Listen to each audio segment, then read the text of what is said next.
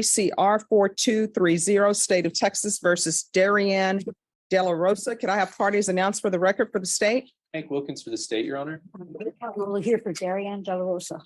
All right, you entered a plea on July 5th to the offense of robbery.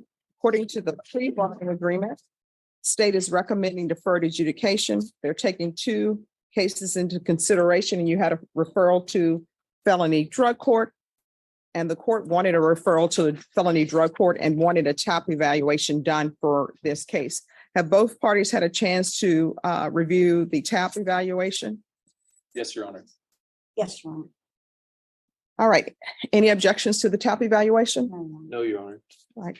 Well, it states here, probation felony drug court will accept her, correct? That is. All right. Do you want to go to felony drug court? Yes. Do you have a place to stay? Yes. Who are you staying with? My grandmother. Who else stays with your grandmother besides you? My sister. And where's your mom? She's out of the family. CPS. Oh, CPS. Okay. And do you have any children? No. All right, that's a good thing. You got to figure out who you are. You're only 8. People say that, but. All right, this is what the court is going to do. Court is going to sentence you to a $500 fine that will be probated. Take in consideration County Court Cause number 696-426, 696-428. I'm going to refer her to felony drug court and probation until she's accepted in felony drug court, because we got to keep an eye on her. If you all can do the field visits once every 2 weeks. Thank you.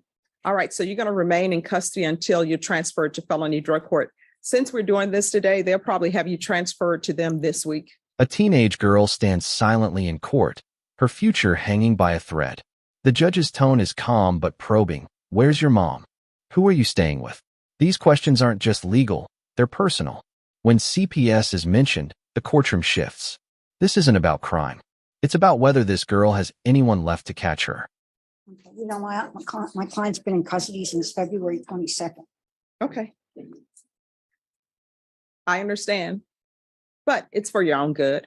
And you're dressed in red. I know sometimes people are in red because gang members, sometimes they're in red because of their age. Why are you in red? Because I worked out of my car. See, we have rule problems here. So I know that you've been in custody since February, according to your attorney. I know this seems like a long time. You want things done now, but wanting things now is what got you in this situation in the first place. You understand? Yes. All right. So she's to remain in custody until transferred to felony drug court.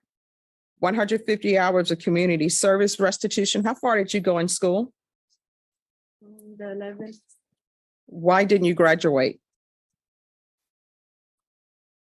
Because I was being moved around a lot. All right. So it's going to be 150 hours community service restitution. That will be deemed satisfied if she obtains her GED or is in some sort of trade school. What are your plans for the rest of your life? What do you want to do? What do you want to be? What are your hopes, your aspirations, your dreams? Paramedic. All right. So what are you doing to make that happen? Nothing right now.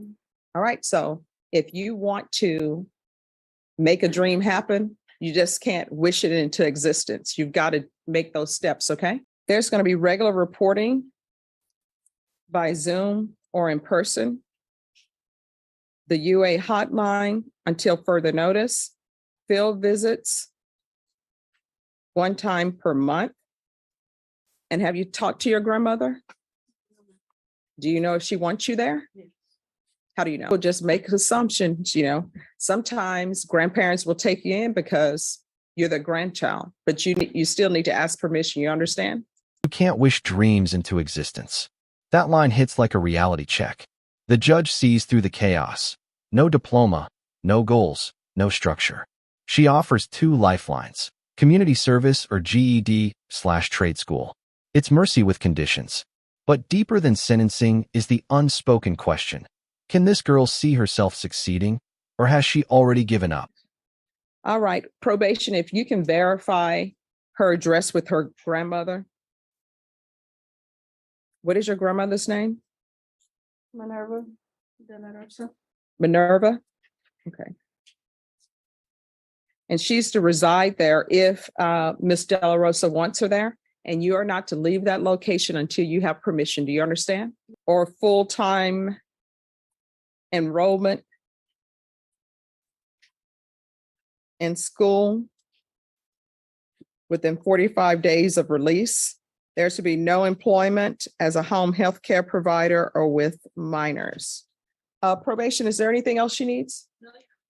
Is there anything else you need from the court to be successful? All right, I'm showing you what's entitled Trial Court Certification of Defendant's Rights to Appeal. Did you review that with your attorney? Did you understand it? And did you sign it? All right, because this is a plea bargain agreement, because I followed your plea bargain agreement, and because you waive your right to appeal, you do not have the court's permission to appeal. Do you understand? All right. And Caroline, for some reason, here are the steps. Just one moment. Let me make sure. The mood changes fast. The judge catches an inconsistency about where the girl is living. It's not rage, it's disappointment. Suddenly, this isn't about help. It's about truth. Then comes the harsh warning. Violate probation and face 20 years. The courtroom's warmth fades. Now it's raw legal stakes, and a girl forced to face her future head on. All right, that will be all. Good luck to you. Do better, okay? Thank you. All right, you informed the court that you're going to be living with your mother. Now I'm being told the answer to that is no. Why is that? And I don't have this on the record. So, because your attorney's not here, so where are you going to be staying? All right, so did you not call your mom and ask her for permission? Your grandmother, did you not call her and ask for permission? All right, so here's the thing. In this court, honesty is always the best policy. Do you understand? You're on probation. If you're not going to be honest, probation is not going to go well for you. And then what will end up happening, because this is a deferred case, and you're looking at 20 years in prison. Do you understand? Yes, ma'am. So here on out, I don't know what has happened in your life, up until now. Your attorney told me a little bit, but in this courtroom, you have to be honest. Do you understand? Yes, ma'am. And, why are you giving me the side eye? Stand up straight, stop tilting your head. This is very serious. I don't know what's been happening in your life. I don't know what happened with the discipline. Obviously, there are some issues because I understand that your mother is not in the picture. So what I'm telling you is you're 18. You're considered an adult. That's why you're in felony court. When somebody is placing you on probation, you need to be honest with them, because guess what? If I were to let this stand that you were to live with your mom, because you told me you were living with your mom, when probation would have gone out for a field visit, your mother would have told them she's not here and she's never been here. And guess what? They would have issued before me a motion to revoke. It would have been in proper order. I would have signed it. A warrant would have been issued for your arrest, and you would have been arrested wherever you were.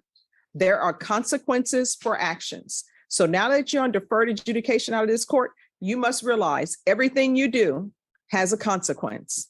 If you don't do your conditions, consequence. And your consequence is potentially going to prison for 20 years. Do you understand? All right, probation. You can put her down for haven for hope, but felony drug court will probably help her with housing. Now, is there anything else you were dishonest to the court about?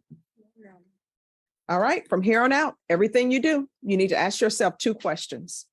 Is this something that could result in me potentially going to prison for 20 years? If the answer is yes, don't do it. And then you say, is this something that maybe I could end up going to prison for 20 years? Then don't do it. You understand? Why are you giving me the side eye? The judge asks, her tone sharper. This isn't yelling, it's teaching. The girl slouches, unprepared for someone to demand respect and truth. This moment feels like more than court. It's a rescue attempt. The judge is drawing a line. Lie again, fail again, and you're looking at 2 decades in prison.